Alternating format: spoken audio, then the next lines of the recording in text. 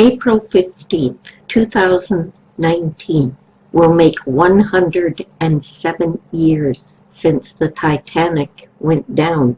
1,517 lives perished that day. The story of the tragic wreck continues to haunt me.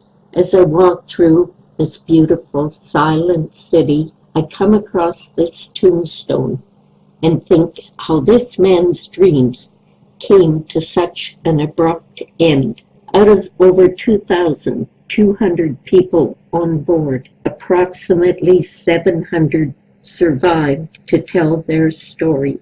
But this man was not one of the lucky ones. Lewis Hickman was emigrating to Canada to seek a better life for himself and his family, not realizing he would never see the country he was coming to.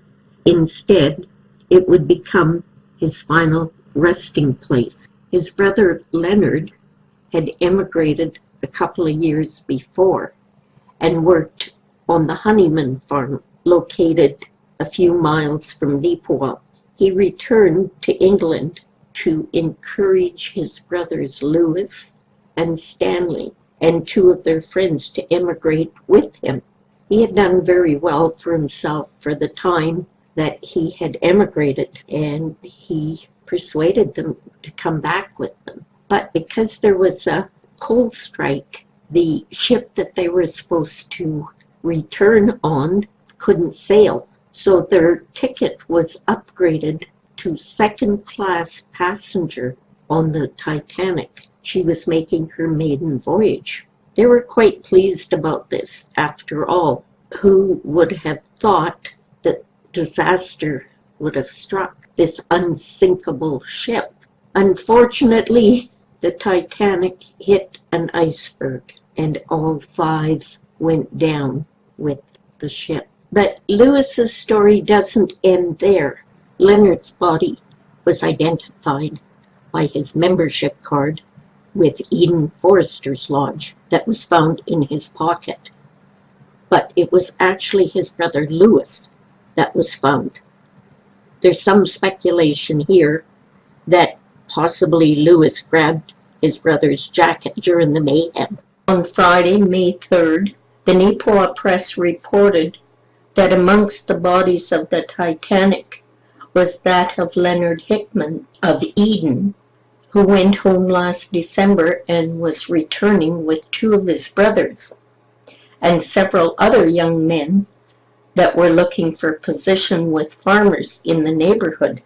Normally, bodies that are recovered, that are second-class passengers, they would have been buried in Halifax. But when Leonard's lodge members in Neepawa learned that this was one of their members, they paid to have the body shipped to Neepawa. They had 1 hour before the service was supposed to start, and Mr. Honeyman opened up the casket and then quickly shut it again. He was shocked to discover that the casket contained somebody that he did not even know. He couldn't identify this body as someone he knew, let alone his hired hand, Leonard. Leonard was dark, clean-shaven, and the body that was in the casket was that of an older man and fair-haired.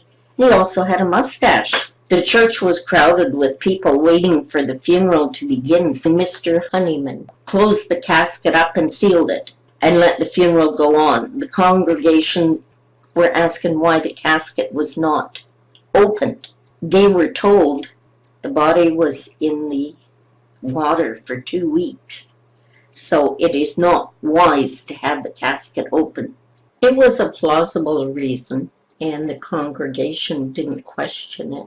They were also told that even though the body had been in the water for 2 weeks, it was still recognizable, and it was confirmed that it was Leonard Hickman. So the remains were laid to rest of Leonard Hickman, an efficient English farm laborer. He had been a state dignitary or a millionaire. There might have been more questions asked But the funeral went as planned, and Leonard had really actually been well known in the community. The body was interred in Riverside Cemetery, and then the personal effects were returned to the Hickman family in England. Only then did Marie suspect that this was her husband and not Leonard, who was buried in Neepawa. She identified the silver watch and chain and the amber cigarette holder as that belonging to her husband. When confronted with the evidence, Mr. Honeyman confirmed her suspicions.